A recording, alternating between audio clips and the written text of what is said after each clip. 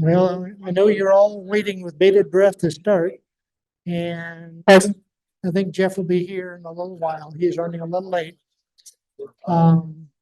So meanwhile, I don't know if you've got anything, Chair, but anyway, obviously, of course, I'm the old president. And we've got our brand new president right here. Like I said, I'll hand off to Tara here unless you want to hear me chatter for another few minutes. Didn't figure you would.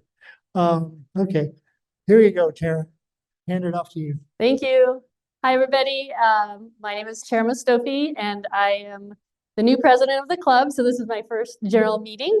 I'm also a new astronomy enthusiast. So after seeing my first solar eclipse in 2017, I met a bunch of astro nerds who really love solar eclipses and got me interested. Sorry, my camera is following David. He's in love.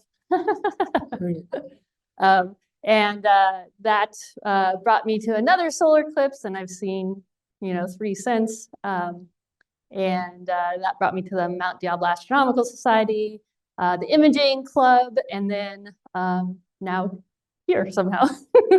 So thank you all for your patience as I learn the ropes and start the program for the first time. I wanted to thank David, our outgoing president, for doing such a great job over the last 3 years, especially with all the challenges. Thank you, David. All the challenges through COVID. I mean, he's really done an excellent job for us.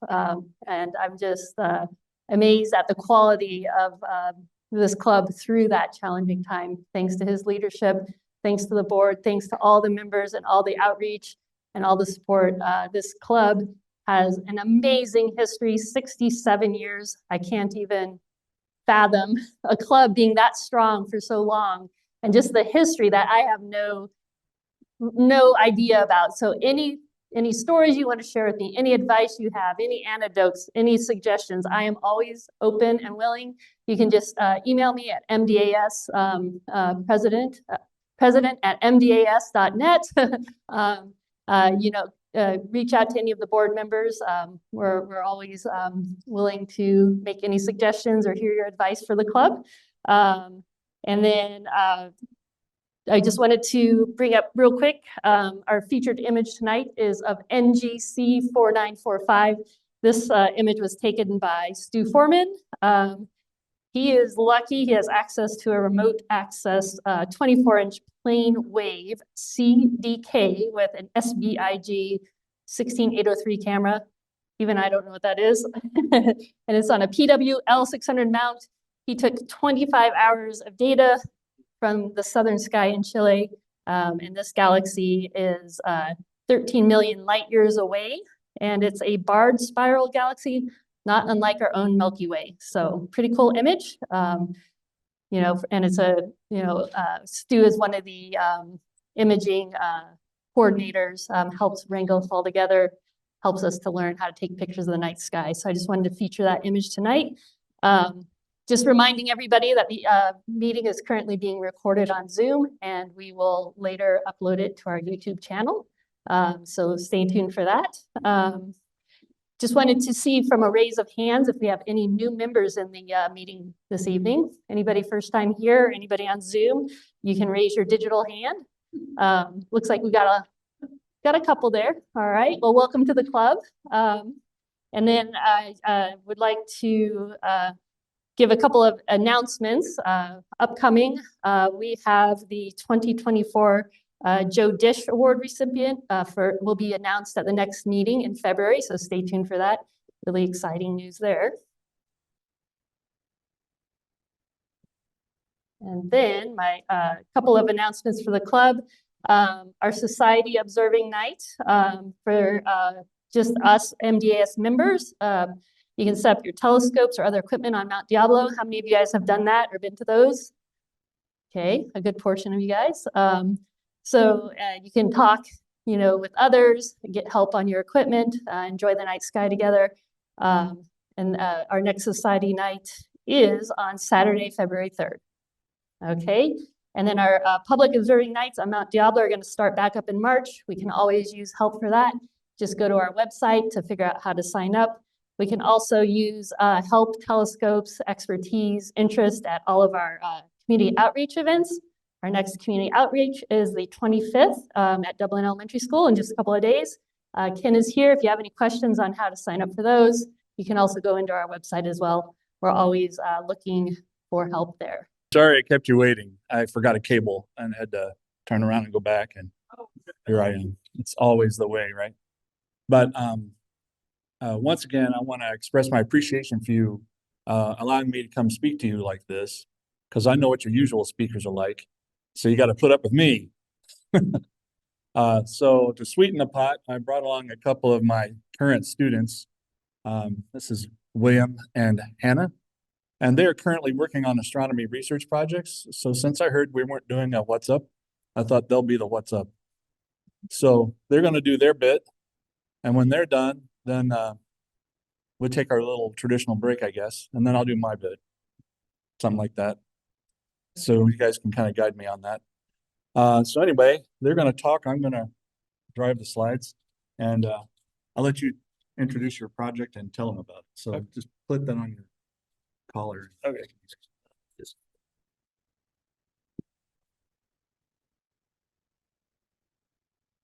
Can everyone hear me okay?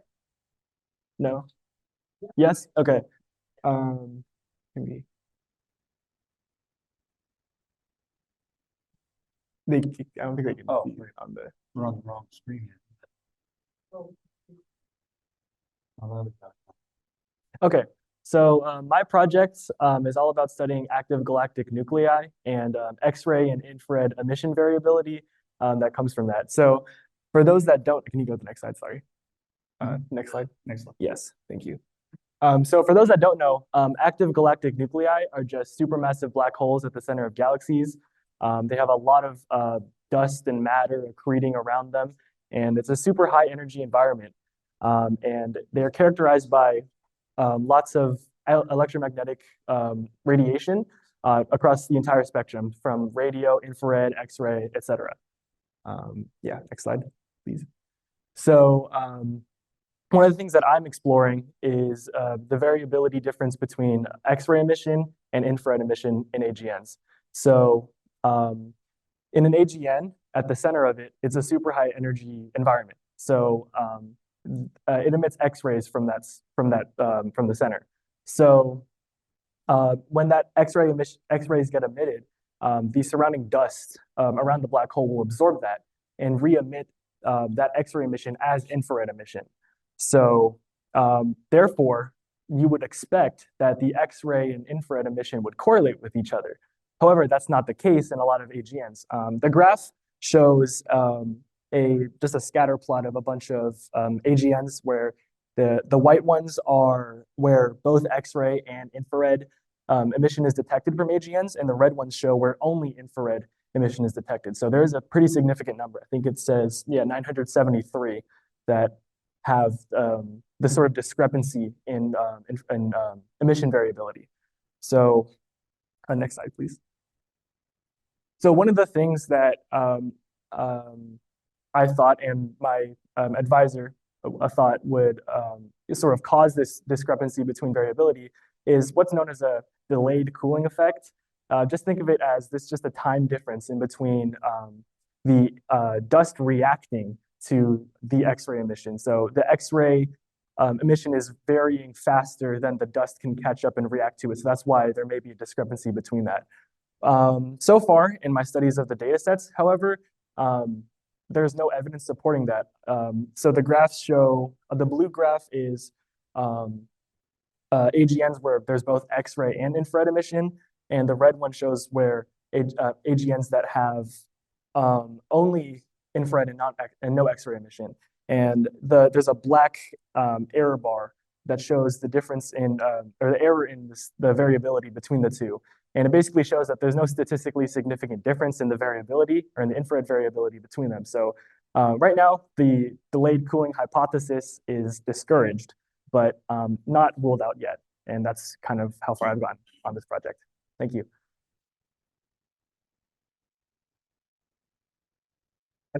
Questions? Yes. I'm curious where you got your data from. Yes, so the data is pulled directly from a paper by Stephanie Lamassa. It was published in 2019 in the Astrophysical Journal. So but they have around 1,000 AGN sources, and I just categorize them by X-ray and infrared emission. And then I got infrared data from WISE, which is the Wide Infrared Survey Explorer, and then SDSS or the Sloan Digital Sky Survey is where I got the X-ray data. Any other questions? Yes. Two questions. Our galaxy have Yes, it does. So most galaxies have, or pretty much all galaxies have supermassive black holes at the center. That's why galaxies clump together. It's sort of the black hole holds it all together, and that's why they rotate. Part of the question is, could it be, oh, sorry. Is it possible there's so much dust that the X-rays are not being seen because it's all being absorbed by the dust, so that's why you don't see X-rays? That's another thing that me and my advisor were planning on looking into, because there could be other reasons for it than this delayed cooling effect. Like you said, the dust could just be obscuring the X-ray emission. So yes. You should tell them who your advisor is. Oh, yes. Sorry. Yes, my advisor, his name is Dr. Varujan Gorjan. He's a researcher at Caltech. So yeah, that's, if you want to look him up, that's who he is. Anyone else? All right, I'll move to Hannah then.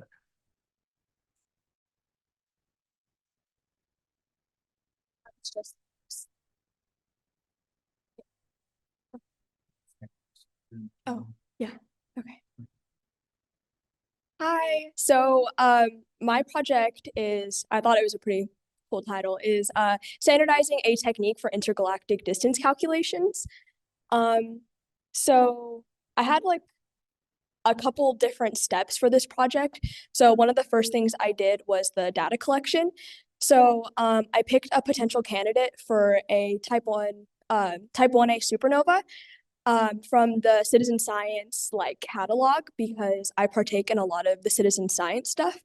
So I chose one of those, and then using the LCO telescope network, I actually observed the supernova for about a period of 1 month. So you can see that that's my picture there, and what's in the dot, or what's circled, is the supernova. So it was very bright and very easy to identify. So I was able to construct a light curve using some of the citizen science observations as well as my own. And I also was able to find the peak brightness, and then I calculated the distance to the galaxy using the supernova technique. I just realized I forgot to include a picture of my light curve, but I was intending to put it in there. So I'll just move on from that. Part of the math I did was I was curious in what it meant to measure the distances in between galaxies. So we spend a lot of time measuring the distance to galaxies, but out of pure curiosity, I was like, what if we measure in between them? So this project was kind of, it was kind of just driven by my curiosity for what it meant to do that. So that's what this is. So it used a couple different equations. One is just the conversion to degrees, and the A and the B is just the different variables I use that's plugged into the modified law of cosines equation you can see below. So I didn't derive that myself or anything. I found it in a textbook, but that's when you can plug in the declination and right ascension of galaxies into that equation, and it pops out the cosine of gamma. And the cosine of gamma is the angular distance in between galaxies. So if you picture like a triangle, the angular distance between Earth would be gamma, and between the two different galaxies. There's a small diagram that you'll see on one of the next slides that will show that a little bit better. And then you also just have your standard distance calculation, which is just another law of cosines that you would see like in a geometry class. I remember using it in geometry. So that's what you see underneath the distance calculation, using the cosine of B, which is the angular distance between galaxies. I then kind of standardized my method by plugging it into code. So I programmed it, and now it's a calculator. So you plug in the values and out pops the distance between the galaxies. So I thought that would make it a little bit more versatile for people to use if they were ever curious like me. So this is kind of the big bulk of the code I did for the actual calculation of the distance. It's an HTML and JavaScript. So from that, I got this kind of very, very basic website because I had never seen HTML in my life. So I learned how to do it with the help of the internet. I'm working with someone from the SETI Research Institute to help me kind of make this a little bit better because, like I said, I have never seen HTML before. So you can kind of see in the diagram there, I know it's a little small, but what I was intending to measure is the lowercase b. So that would be the distance in between the galaxies. The capital A would be galaxy number 1 and capital C would be galaxy number 2. And using the distances from both of those, the distances to both of those galaxies, you can, like I said before, use a geometry equation and calculate the distance in between them, which is b. You can see gamma there also, and that is what this equation was, the modified law of cosines, and that's how you get the angular distance. I also have just a little bit of like the next steps for my project because I realized that because it was a curiosity thing, it was kind of hard to find a reason for it. So one of my thoughts was it's helpful for curious citizen scientists who want an like ease of use kind of program. I'm intending to make it better, like I said, but it's just very basic. Also, it's researching a topic that isn't often considered or studied. Kind of like I said before, we measured distances to galaxies, never the distances between them. I've considered potentially moving my project in the direction of colliding galaxies and how that affects star formation and possibly even expansion rate and Hubble's law from the perspective of being on another galaxy. It's also just kind of a cosmological venture as a high schooler. So that is my project. And if there's any questions, then I can answer. Okay.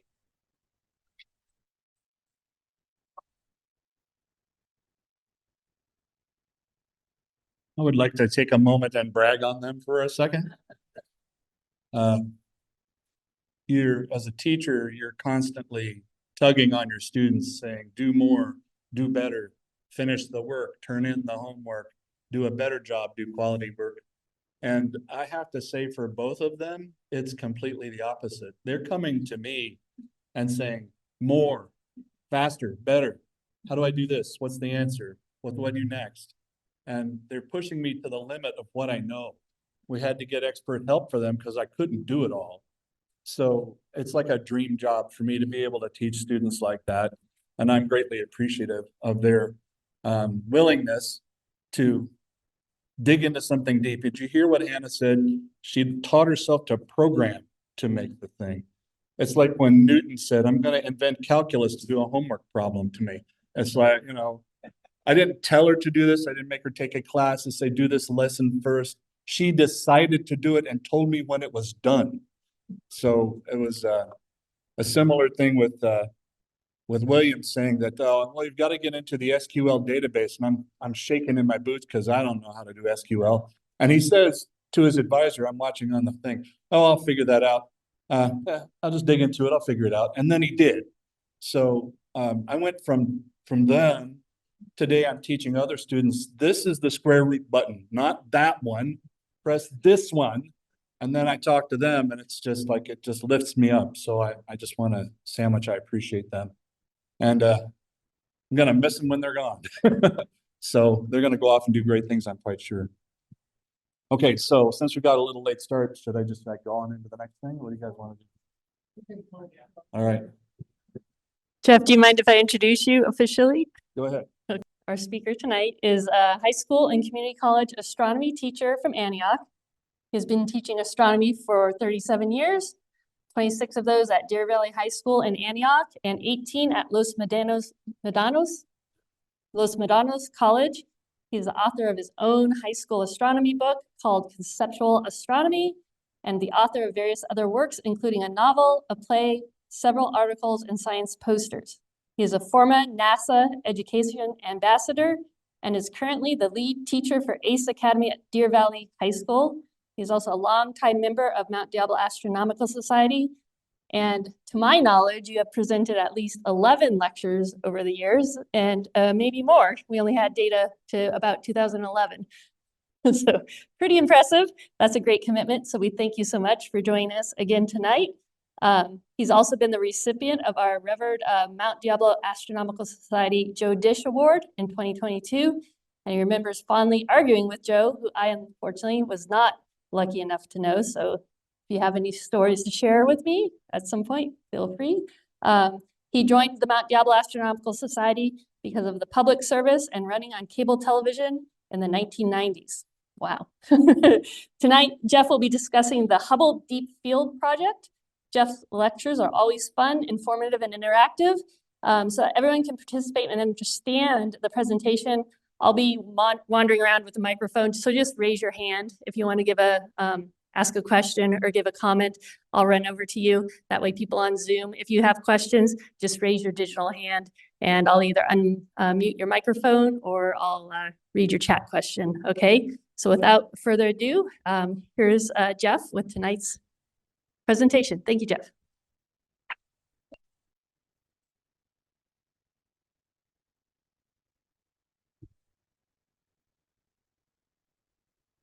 Okay. Hubble Deep Field, first of all, just for the benefit of anybody who might not know, in astronomy, deep means far. So a deep field means far away, right? As you may remember, some of us remember, the Hubble Space Telescope didn't work right when it was launched. It was out of focus and there was a big controversy and a lot of drama around that. So they launched a mission to put eyeglasses in it and corrected the focus, and then it started working. So after that mission was done, then they had the ambition to try it was kind of always in the plan to do a deep field. The first attempt was done in 1995. They called it the Deep Field North. That's the one I'm going to show you. I have pictures of the other ones, but that's the first one. And then they did one in 1996 in the other half of the sky in the southern hemisphere that also included a quasar. Then they did an ultra deep field in 2004. They repeated it in infrared, and those results were combined into the extreme deep field in 2012. And plans are in the hopper to do the same thing with the James Webb Space Telescope. But we're here about the original Hubble Deep Field. Talk about that one. The others are similar. The target area they picked essentially is an area that's blank. So those of you who are capable astrophotographers, and I know there are many people here who are better at it than me, I'm going to challenge you to, I was going to do it. I was going to take a picture in the direction of the Hubble Deep Field. But every day that I got ready to do it, it was cloudy and raining. So I should have tried earlier, I guess. But here are the coordinates of the deep field: 12 hours, 36 minutes, 47.76 seconds, 62 degrees, 13 minutes, 50.51 seconds. And that places it right above the Big Dipper, as you can see in the diagram.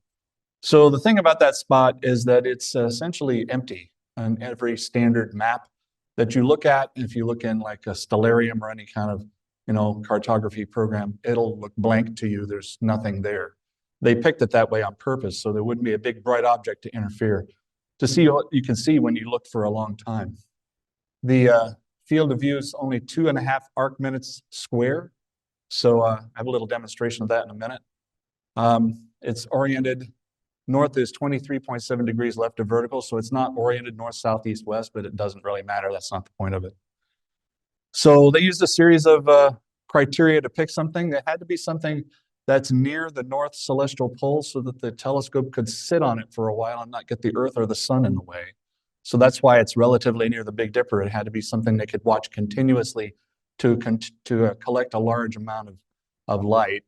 They wanted to avoid the galactic plane for that reason, because we're trying to see out of the galaxy with this. So it's nowhere near the Milky Way and it's nowhere near the ecliptic.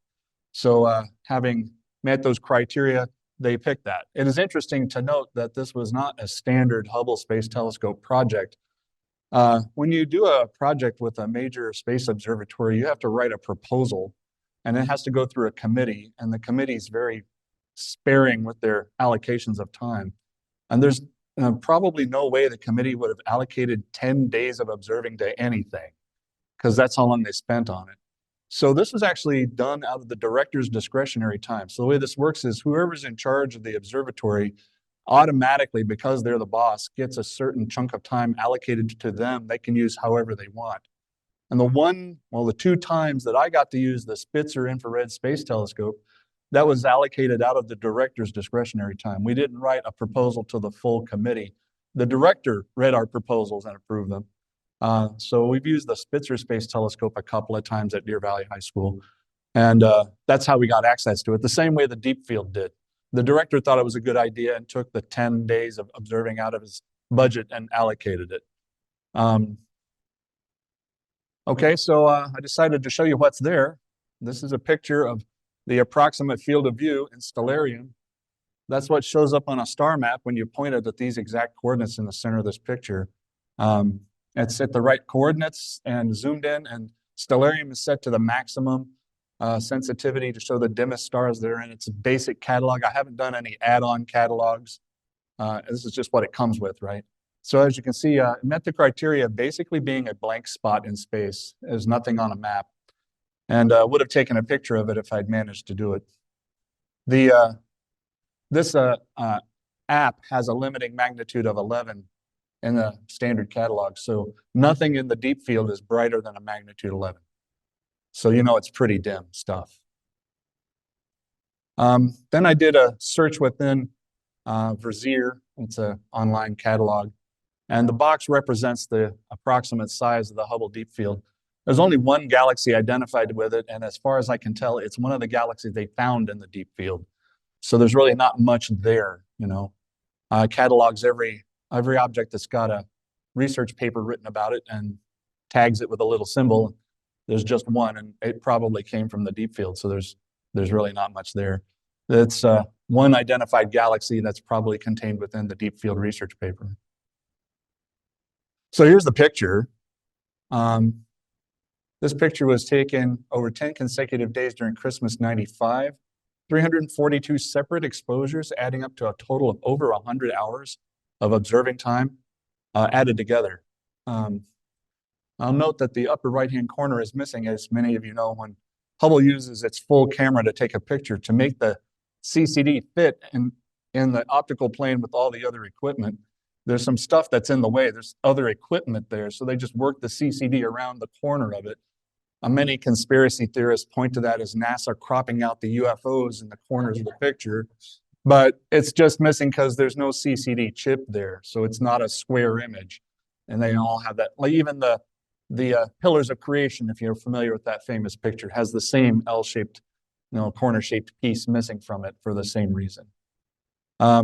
So as you can see in the picture, I think if I'm not mistaken, there's only one star in the picture. The rest, every other speck you see is a galaxy. That's the star. And you can tell it's a star because it has diffraction spikes around it, little spikes sticking out. So that star is overexposed, even though it's much dimmer than a magnitude 11 in a 10-day exposure, it overexposed a little bit. So that's a local star in our galaxy. Every other speck you see in the picture is almost certainly a galaxy, even the little tiny ones. So the obvious thing you'd want to do when you're an astronomer, you first measure how bright it is. Second, you see how many of them there are. And so the first thing you do at the deep field is just count how many galaxies do you see in the picture. And that is the interactive part tonight. You know, when I do these things, you guys always have to do something. I'm going to make you count all of those dots. But I got a system, so I think it won't be as painful as it might sound. So I'll explain it in a minute. This is the Hubble Deep Field South. You can see it's a similar picture, and the bright thing in the middle is actually a quasar. So an active galactic nucleus is aiming its jet at our face, and that's a quasar. So a quasi-stellar object looks like a star, but isn't. And it's crazy bright because it's concentrated, focused energy that happens to be accidentally aimed in our direction. So it kind of dominates the center of the picture, but every other little speckle you see is yet another galaxy. You gotta think about this. Every picture that you've ever seen from space, all of your astrophotos, all the ones you've seen in beautiful posters and books, this is the background of every picture. It's just not there. because you didn't have 10 days of exposure in it. Every picture anyone's ever taken of the entire sky, the background looks like this, if you overexpose the stuff in the foreground enough to make it show up. This is the extreme deep field, and this was combined with infrared and optical data, and it's a similar thing. You can see that there's a lot of red galaxies because they're extremely redshifted. They literally get to turn red. And then there's all the different shapes of galaxies are here. You got spirals, ellipticals, you got spirals that are seen edge on. There's a number of interacting galaxies here and there scattered through all these fields. There's, you know, if there's a galaxy type, it appears somewhere in the deep field. So, Jeff, I have a question. yes. How come there's no cutout in that picture? Oh, I don't have the whole picture here. So it's cropped a little. Here's some examples of stuff you see if you zoom in on the picture. Here's, of course, a star. And then there's a variety of barred spirals, regular spirals, face-on spirals, edge-on spirals. And then you've got elliptical galaxies that don't show any arms. And then there's some that are just indistinct little blobs and you can't tell their type. But every one of these little speckles is probably not a star, it's probably a galaxy. You can do population studies and find out, for example, that the most common kind of galaxy, at least in the early universe represented by these pictures, is a spiral. And that's true locally as well. Spirals are the most common. Ellipticals are second most. Then irregulars are the ones that are the exceptions. And now we know that many of the irregulars are debris left over after galaxy collisions. So they are plenty of them, but they're the most rare. In the Hubble Deep Field, the limiting magnitude is 29. And since that's an exponential scale, you can appreciate how dim that is. That's about as dim as we can see now. I think the James Webb is going to push that limit a little bit, but for the Hubble, that's a quite impressive number. Your typical earthbound giant telescope on a mountain can do around 21 or 22. So these are millions of times dimmer than your typical astrophoto would be. Now we're going to talk about the mathematical aspect of this. And the ultimate goal here is not only just to count the galaxies, but to use it for something. So what we're going to attempt to do is to estimate how many galaxies there are in the universe. So I decided not just to look up the answer, but to work it out myself and have you guys help me. So I'm going to show you the arithmetic. You're going to participate in the arithmetic a little bit. I'm going to do the addition and multiplication. You're going to do that counting. But let's get some of the background in place. Every document that ever gets published about this says the same thing. How big is the deep field? It says that it's the size of a dime, 75 feet away from you. I just dropped the deep field. So if I could get maybe Hannah or William to come give me a hand here for a moment. We're going to demonstrate to you literally how big this is. So this has got feet on it, and go all the way to the other end of the room as far as you can walk. Just go.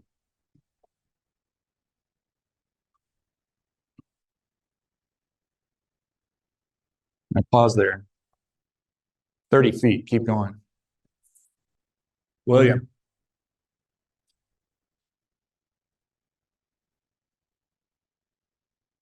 Go that way.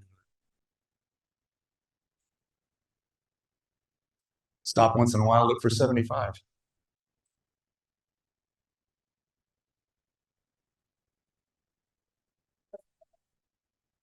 $75? All right. Now, for you folks, I'd like you to just briefly hop out of your seats and go look and see where he is.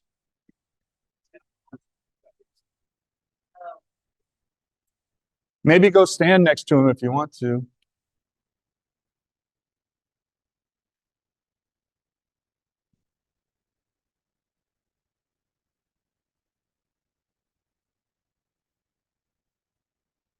Okay, William, can you see that I'm holding something? That's how big the deep field is in the sky optically. A dime, 75 feet away, as if you're standing where he is, right? Everybody says it. I'm the only one with enough guts to do it. A dime 75 feet away. That's what it looks like. Got it? Now you can wind that thing up.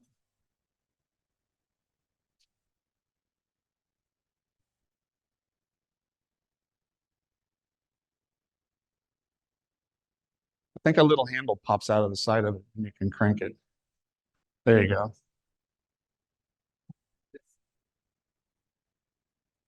Now you guys know the real reason I invited them along. So let's do a little trigonometry. Your standard dime, 17.91 millimeters in diameter, and the distance to the deep field is 75 feet. You got to make them the same units to do the trig. So 75 feet turns out to be 22,860 millimeters. Divide these two, that's opposite over adjacent, gives you tangent. So for small angles measured in radians, the tangent equals the angle. So the size of this angular size of it is 0.0007834 radians, or as we said earlier, 2 or 3 arc minutes. Pretty small. Now, the next question is, how many of those would it take to make the entire picture? That's how wide it is, also how tall it is. So it's got a surface area here, length times width. You got to square that to make that shape. And it's approximate because that's square and the Hubble Deep Field isn't square. So we're just gonna, cheat a little bit, pretend it's square. To find out the area of the sky it covers, you have to understand what a steradian is. A lot of you probably heard of that, but a steradian is a solid angle, and it's like right ascension and declination, covers an area of the sky. So the area of the Hubble Deep Field is 0.00078 radians squared, which is 0.000000613, etc. steradians in the sky, represented graphically here, but way too large. So that's how much of the whole sky it covers. If you make the assumption that the Hubble Deep Field South and the Hubble Extreme Deep Field and the Hubble Ultra Deep Field have backed us up on this, that no matter what direction you point, this happens every time. You could calculate how many dimes would it take to fill a dome 75 feet in radius, each dime representing one Hubble Deep Field, and then you could come up with the total number of pictures you'd need for the ambitious goal of taking a picture of every galaxy, all of them, and then just counting them, which would be the way to go if you were doing it bluntly. So it turns out the entire sky has a surface area in steradians of simply 4 pi. 4 pi steradians in radian units covers the entire sky. So the question is, how many Hubble Deep Field steradian chunks fit into 4 pi? And that's, of course, a division problem. 4 pi divided by that ridiculously small number turns out to be 20,472,000 pictures would be needed to cover the entire sky in every direction. And therefore, if you had all those pictures, you could then set about the task of counting all the galaxies in every picture and claim that you've taken a picture of everything within the visible, observable universe that isn't blocked by something else. Since it takes 10 days to take one of these pictures with our current technology, this means that at a minimum, we're talking about 500 million years would be required to photograph every galaxy. And now you know why we haven't taken a picture of every galaxy. We don't have enough telescopes. We don't have enough astronomers. We never will, right? It's, we're not really gonna, in our lifetimes, our great-grandchildren's lifetime, we're never gonna come close, even with great leaps in technology. I would say, even if we had like million-fold increase in telescopes, it's centuries still we have to wait, So 560,000 years, that's a long time to count them all. So we're forced to admit that we're not going to be able to count them just by counting them. The only choice we have is to do a statistical estimate, where we count how many we have in the picture and then assume that their average number is approximately that, and then multiply them by 20 million to get an estimate for the number of galaxies. One second. Do you mind repeating? Is it safe to assume that each and every one of those 20 million pictures would look similar to the deep field? That's the assumption. You saw the three examples I showed you, except for that quasar, they're more or less alike. So the assumption is, and we're not going to be able to do it anyway because the Milky Way isn't part of the way. And, you know, the sun is temporarily in part of the way, but the Milky Way is the real problem. So we won't be able to get all of them, even if we tried. But, you know, we could continue to sample. I'm sure that's part of the plan for the James Webb. They're going to continue to make samples, but The galaxies to rotate and see the entire. well, in 560,000 years, you might get a break. That's true. So for us here today, if we're going to make the estimate, we're forced to do a statistical guess.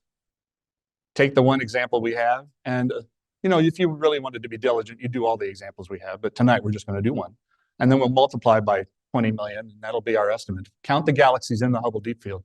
That in and of itself is a formidable task. There's quite a few of them. Let me show you. A trick astronomers often do is to print their pictures out in photographic negative, because seeing a black dot on a white surface is easier than finding a white dot on a black surface. Plus, it takes less ink.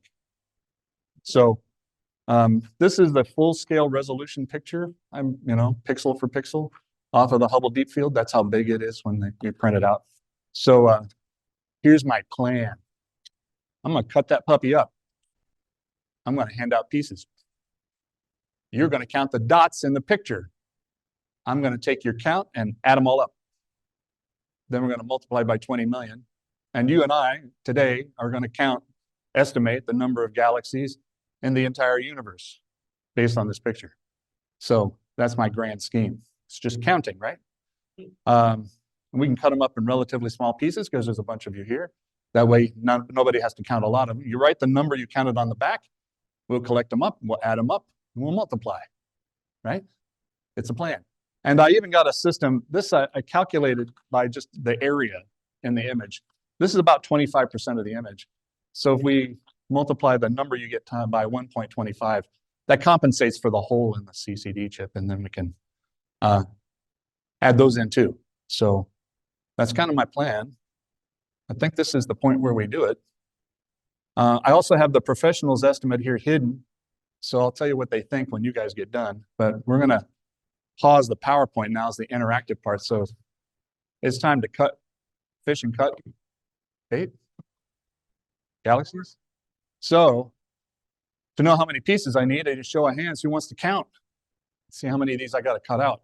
1, 2, 3, 4, 5, 6, 7, 8, 9, 10, 11, 12, 13, 14, 15, 16, 17, 18, 19, 20, 21.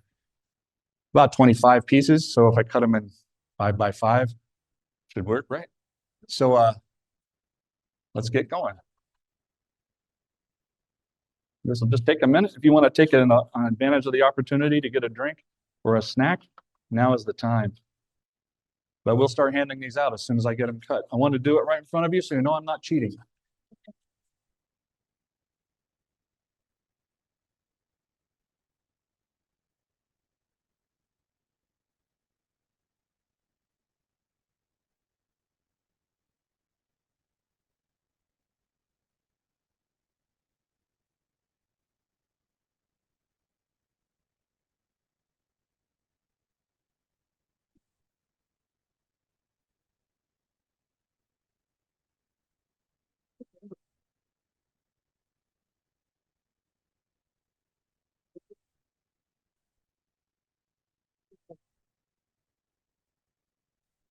We're counting just the distant galaxies. Everything in here is distant. Right. What about all the close? There are tiny subsets surrounding her. We know that. I mean, there could be bunches of them, not the distant. Yeah, that's true. And here's another problem. The big galaxies that are close to us block our view of the ones behind them. We can never count them all. All right. I'm starting to lay out pieces. You come up and grab one. When you get it, everything that isn't background fuzz, anything that's a distinct dot, you count it. There's another one. When you have a number, write it on the back. Don't worry about it. You see it, you count it.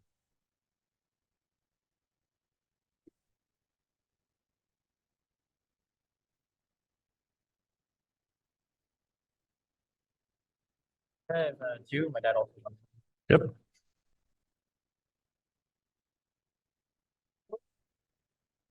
Don't worry, there's plenty of galaxies for everyone.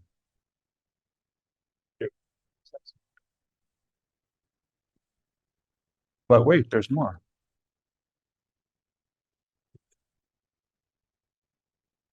Hey, you.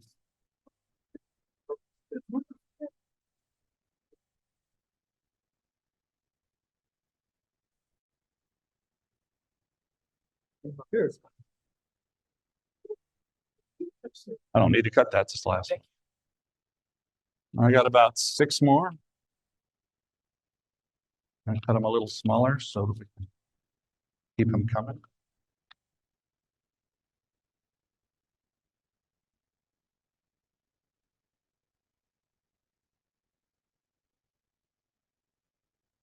What if you cut right through a dot? Count it anyway. Get both people coming. Okay. This is a rule of thumb thing.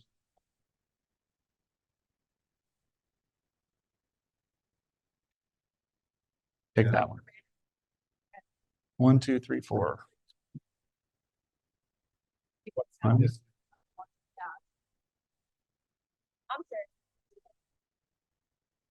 But yeah, so.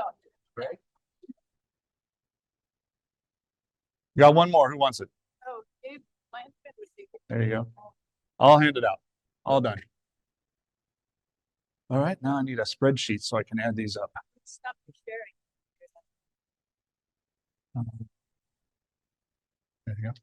What did you? So we're gonna do Excel. And as soon as you think you're done counting, bring me your paper. I'll start adding them up as soon as you hand them in.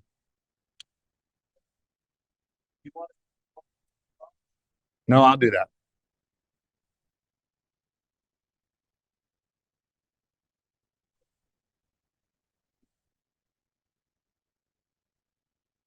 I'm gonna get some water while we're waiting. Got a number for me? I'll take it. Thanks. Thank you. Thank you.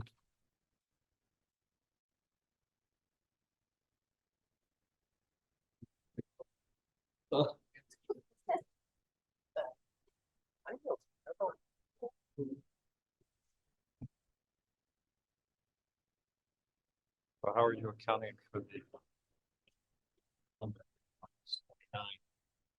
That's how far it goes. So Right. there could be dimmer ones, I get that. But we can only count what we can see. It's an estimate. It's all likelihood gonna be a little low. So if you statistically estimate what you see. 11 to the 29 and. Thanks.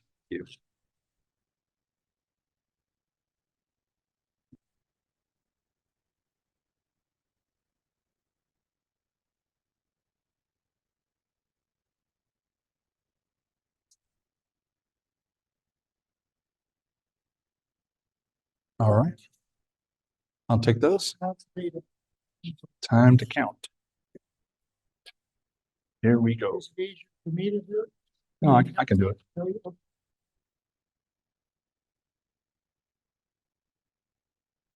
it. You can help out if you want to, Brooke. All right.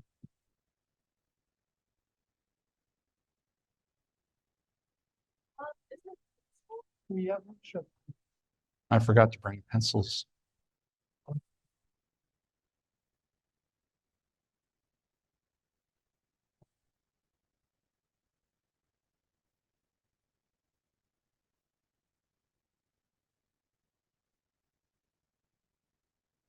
You can take these done ones.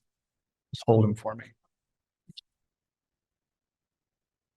And just take them from me as I go so I can keep my paper straight.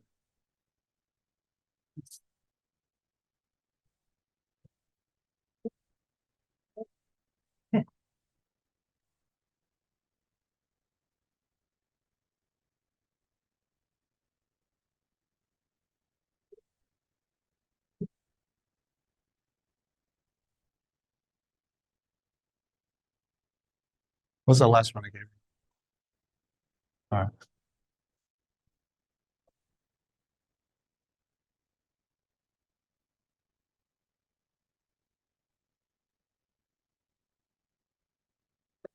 Let's share this so people can see what I'm doing.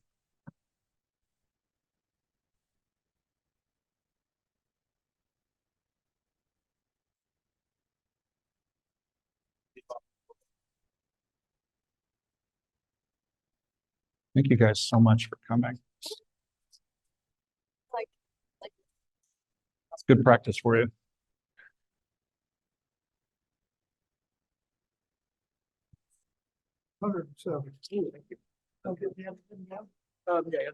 Oh, yes.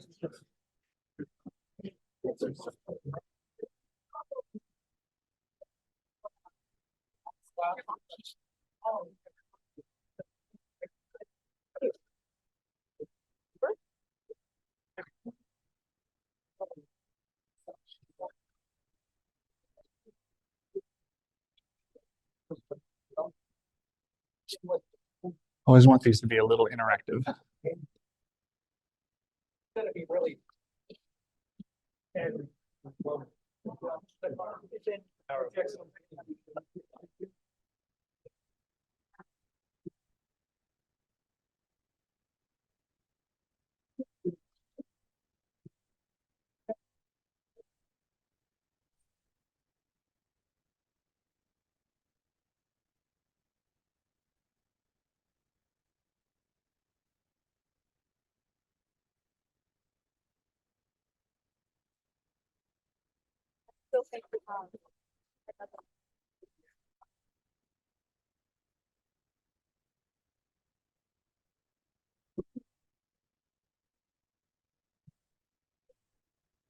Oh. And Oh, you have one more. Finish.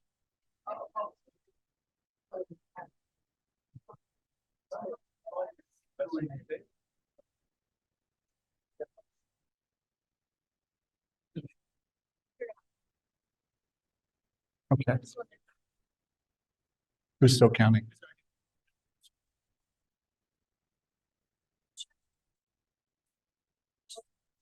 And you can ask it over the speaker, it doesn't matter.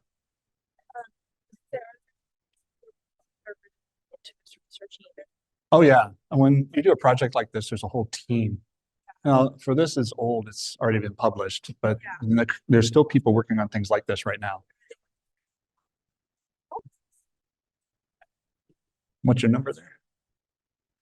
94. Do we have any other pictures out? I think I might have them all. So go ahead with your question again. No.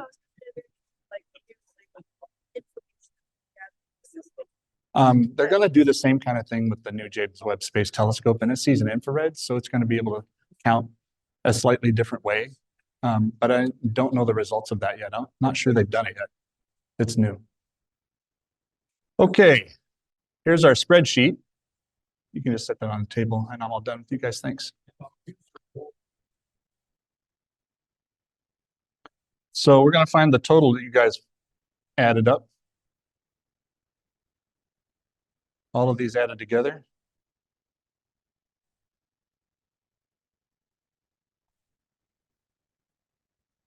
Oops.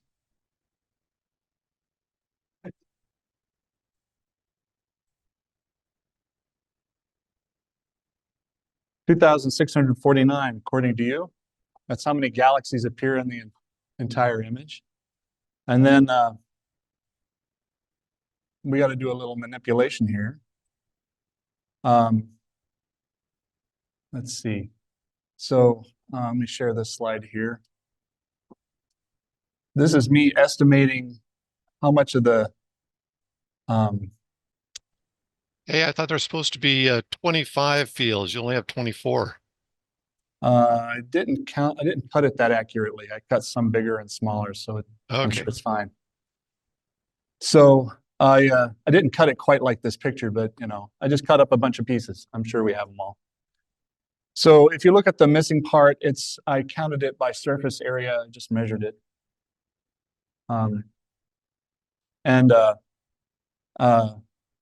It's missing about 25% of the picture. So if you multiply the number you have by 1.245, that should compensate for the missing chunk of the deep field and cover the whole area. So go back to our spreadsheet and we take this estimate multiply by 1.245.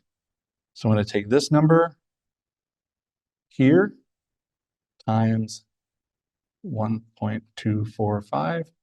So approximately 3,298 galaxies represented by the entire surface area by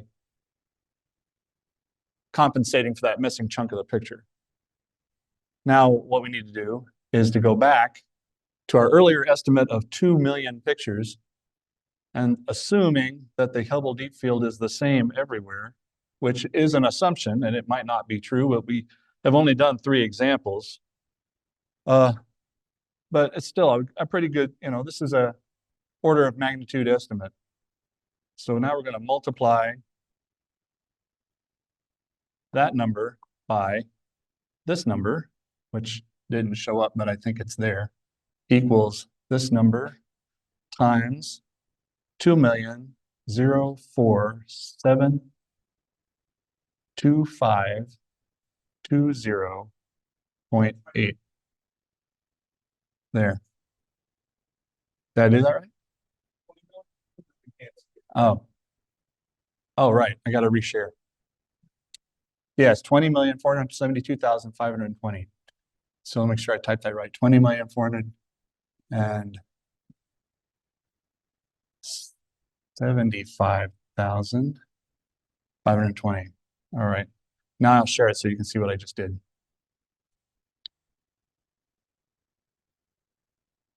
All right, so here's our answer. Hundreds, thousands, millions, 67 billion galaxies. And as you may have heard on multiple occasions, the rough estimate that everybody throws out when they're talking about these things is about 100 billion. We got 67 billion. I think that's pretty good. You know what they say, if you're within 1% of the right answer, you're in chemistry class. If you're within 10% of the right answer, you're taking biology. If you're 50% of the right answer, must be physics. And if you're within 100% of the right answer, you're doing astronomy. So I think we count that as a win. We have now estimated the number of galaxies in the universe within an order of magnitude. 67 billion is not that far off from 100 billion. Incidentally, the number that the professionals published in their original research paper for the number of galaxies actually in the field, that is the equivalent to your number 2,649, they say it's approximately 3,000. So you guys did great. That's not too far off from what the professionals said they counted when they counted every little dot in the picture. So I think it's a very reasonable estimate. Now you can say, I participated in an estimate of the number of galaxies in the universe. And they got a pretty good answer out of it too. So I think you should be pretty proud of that.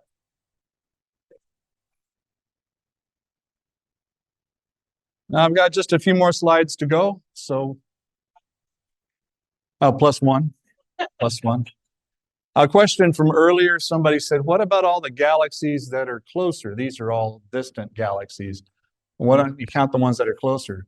So if there was 100,000 extra galaxies that are in our photographs in the NGC catalog, it doesn't have 100,000 objects. It's got tens of thousands of objects, but let's add in all the nearby galaxies that we're overlooking in this process. It's just a rounding error, right? It doesn't affect the estimate of 20 billion hardly at all.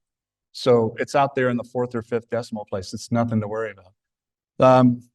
And you do realize that if we tried to do this in every direction, the big galaxies that you guys take pictures of are blocking our view of the little dim ones behind them. So, that's an issue. I wonder, I've crossed my mind to estimate the surface area of all known galaxies in steradians to see how much of the sky is blocked off. Of course, you have to estimate the Milky Way too, and it quickly became too complicated for me, so I gave up. But, I think it's not a bad estimate. And imagine there was a nearby galaxy in this picture. It would be so huge, we'd only get a fraction of it, and it would add 1 to the total, right? And then block our view of what's behind it. So it's true, we're not counting them, but I don't think we need to. I think the estimate's solid as it is. And what depth are we limiting ourselves? The Hubble is limited in these pictures to 29, magnitude 29. But how many light? Well, you're seeing things here shortly after the beginning of the universe. The most distant things here are approaching 13 billion light years away. So it's like the earliest galaxies that have formed. We're seeing some of the oldest, earliest galaxies from the beginning of the universe. So you're not quite up to the edge of the universe because it took a while for stars and galaxies to form. And we think that the dimmest ones are a little bit beyond Hubble's reach, but maybe not. One of the advertising things for the James Webb is to say maybe we'll get those very earliest galaxies that ever existed. And I believe, if I remember my headlines correctly, they've already claimed the most distant galaxy ever measured was done by the James Webb already. So they're going to push that limit a little bit farther out than the Hubble could do. I mean, it is a bigger telescope. It uses infrared light that goes through dust. It has some advantages. So better cameras, bigger CCD, larger mirror, more sensitive, all the things you'd want. Okay, so as you can see, there's about 6 slides left. Let's just walk through and see what else I have to tell you. So how many stars are there? Well, yes. Oh, thanks. Right. I teach an online class. You'd think I'd know better. Here we go. My first online class for this semester is Wednesday night, tomorrow night. So I'm like a TV studio host. This window and that window, switch to that camera. I have 3 cameras and 3 screens, and it's crazy. Anyway, so how many stars does that represent? And we hear the typical number. If you just do some casual research, they say the Milky Way is an average galaxy. So the average galaxy has as many stars as the Milky Way. It's about 100 billion. That's the number everybody says. Now, your more recent research says the Milky Way actually has more stars than that. I've seen estimates as big as 400 million. But, you know, it's an order of magnitude estimate. So you take that 100 billion galaxies times 100 billion stars, you get 10 sextillion stars. It's a number so large, most of us can't name it. That's 10 sextillion stars. 100 billion has 11 zeros, 10 sextillion has 22. So that's how many stars there are.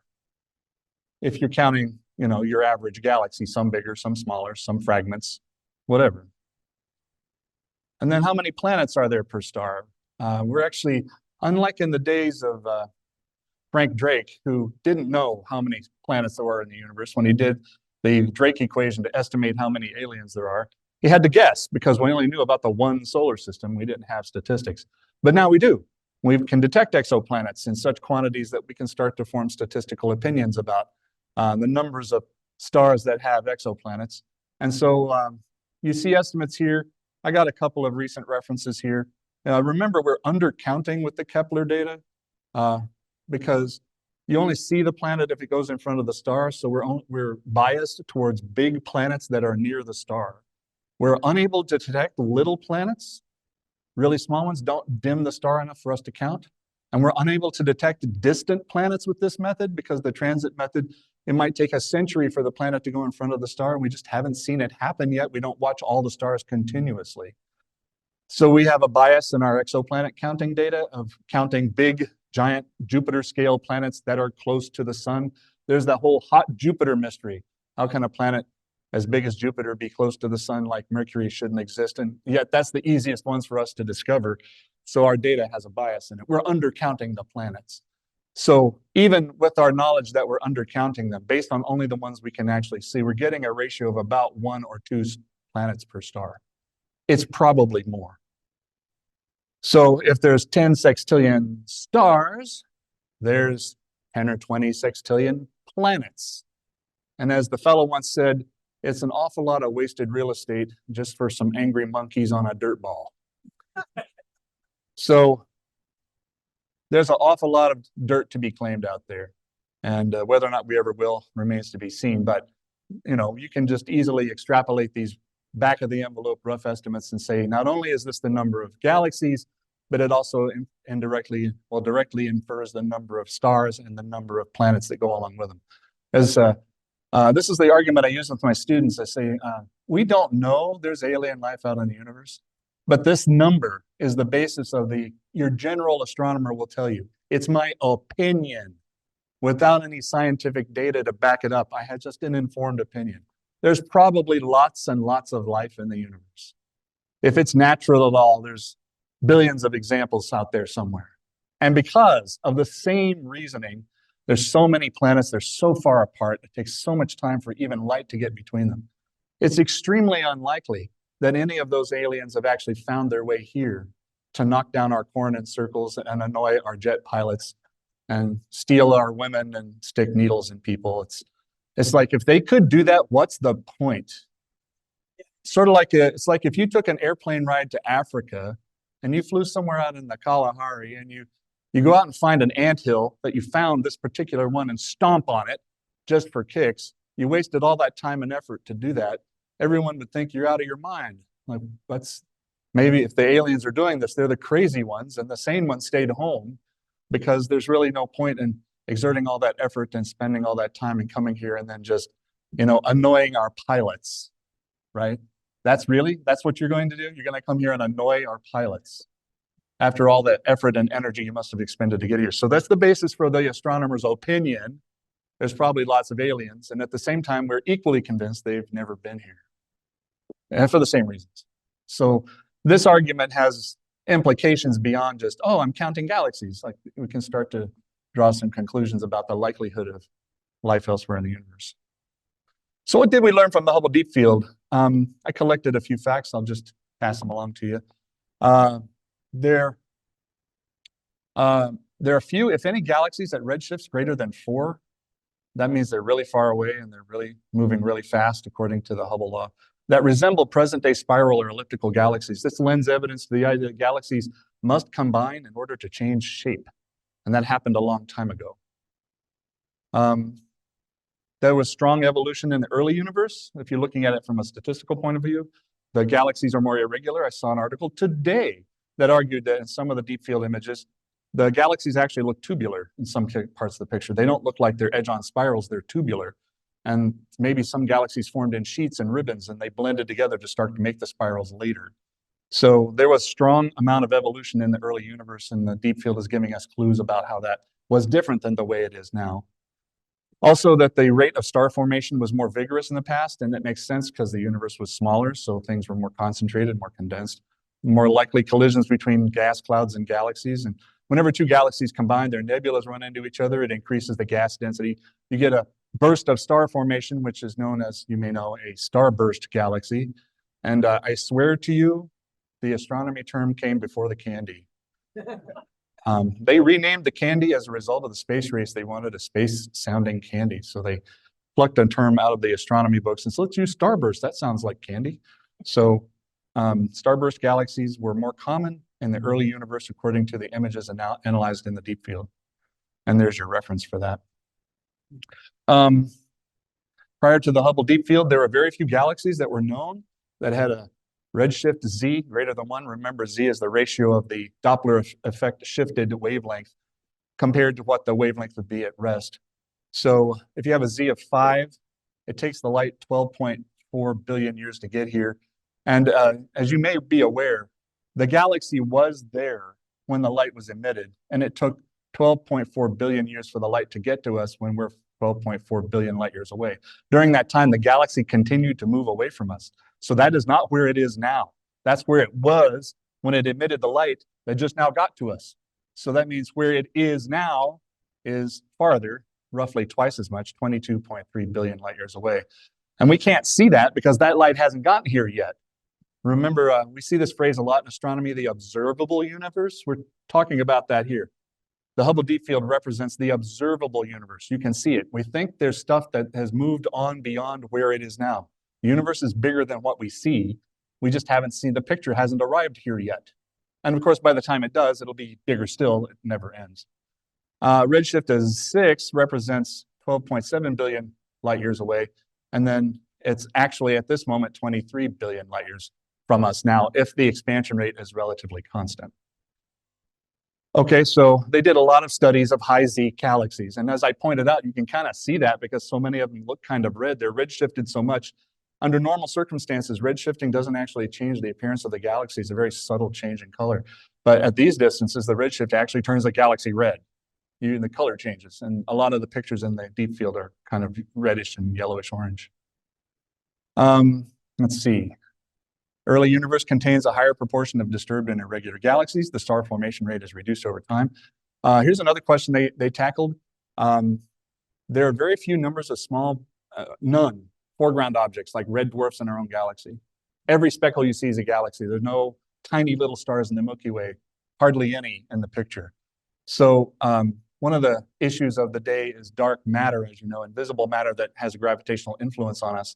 And one of the hypotheses is that it's simply dim. We haven't seen it yet because we haven't looked at dim enough stuff. So maybe the dark matter is actually just little red dwarfs that are so dim we can't see them. Well, we're not able to detect any significant numbers of red dwarfs in the picture. So if the galaxy is surrounded by clouds of nearly invisible red dwarfs, we didn't see them. Therefore, whatever dark matter is, little bitty dim stars isn't it. Or we would have seen significant numbers of them in the picture, they just didn't show up. And along the way, they did a few other things, found a few supernovas, things like that. Because, you know, stuff happens, but there's that. Some extreme redshifts on galaxies actually turned invisible, and I think they're going to pick up more with the James Webb Space Telescope. They've done a 20-hour exposure of the ultra deep field area and showed their galaxies present there that the Hubble couldn't count. So we're underestimating everything. So if the primary color the galaxy emits is redshifted too far, it goes to the infrared, and the Hubble only has limited infrared capability. So when we look, the galaxy is there, we just can't see it because the camera doesn't see the right wavelength. So with the James Webb Space Telescope, you do a recount. I don't know the results of that. It's relatively recently done. So I think it'll cause the numbers to go up a little bit, maybe a lot. And there's your references. So it looks like I'm done. Anybody got any questions I can answer for you? That exhausts everything I pretty much know about the deep field. But if you ask me something, I'll try to make up a good sounding answer. Okay, and I'll bring the microphone around for the in-person questions, and then I'll go back to the chat for the Zoom questions.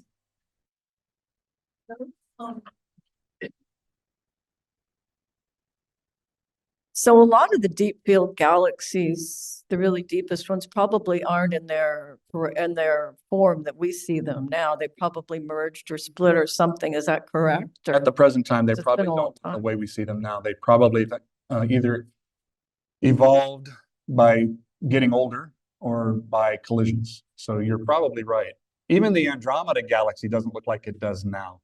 That's what it used to look like 2 million years ago. It's undoubtedly rotated a little bit. Some supernovas have gone off. Some nebulas have collapsed. And if you saw two pictures of it 2 million years apart, they wouldn't quite look the same. There'd be some detailed differences. So yeah, you know, telescopes are also time machines. The farther you look, the farther in the past it is. And I completely expect you're quite right. They don't look the same as they do now. Any other questions?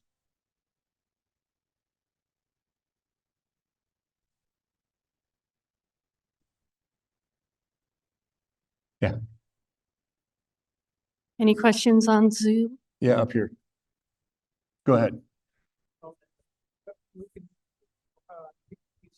Gave up on so I think you should encourage one of your students to do that. Yeah, if I could I'm pawn that off on some students sometime, that would be an interesting problem. What's the surface area of all the galaxies in the NGC catalog? Add it all up. And what fraction of the sky is that? I really don't have a sense for how much that is. I mean, it'd be dominated by Andromeda, of course, which is, you know, a little bigger than the moon. So we're probably talking about a couple square degrees, maybe. I don't know. Hard to say. But it's an interesting question. And if I could find, you know, I don't think I have Hannah with me long enough to put her on that. But if I find somebody who's like, got, you know, can you give me a project? I said, yeah, I got an idea for you. You're going to have to do a lot of multiplying. Is that okay? So I'll keep that in my pocket in case I can hand it off to somebody. Any other questions? So I think I'll conclude by just saying, you know, I've got a year or two left in this game. I think I'm about done. So when I am done, you guys are going to see me a lot more often because, you know, I'm teaching so many classes. I almost don't get to come here except when I'm talking. But I'd like to be more of an active member in the organization. You'll probably see me show up more once I finally leave the classroom. But it has been my great pleasure to tell you that, you know, despite everything you hear about kids today, even with the COVID stuff, there's still kids who are just an inspiration to us to realize that that burning curiosity is still there. You can pass the torch on. Somebody will pick it up. Maybe not all of them. I can't reach them all. I can't. I try. I really want to. It breaks my heart. I can't reach them all, but I reach enough.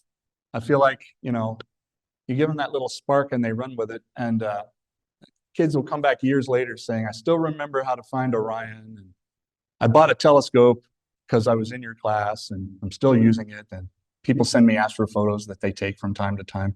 So it's been a really wild ride. I'm not quite done yet, but it's going to be soon. But it's the students that I get to meet that make everything else worth it. I put up with the administration and all the paperwork and all the grading just for that chance. I get to have those special conversations once in a while.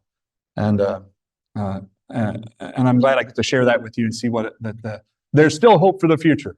Okay.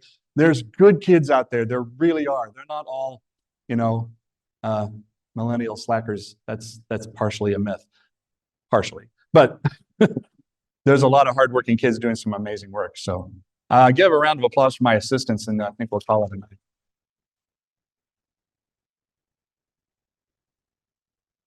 Thanks again for inviting me. Thank you so much, Jeff. Great presentation as always. Thanks to all the members for coming. We'll see you up on the mountain. We'll see you next month.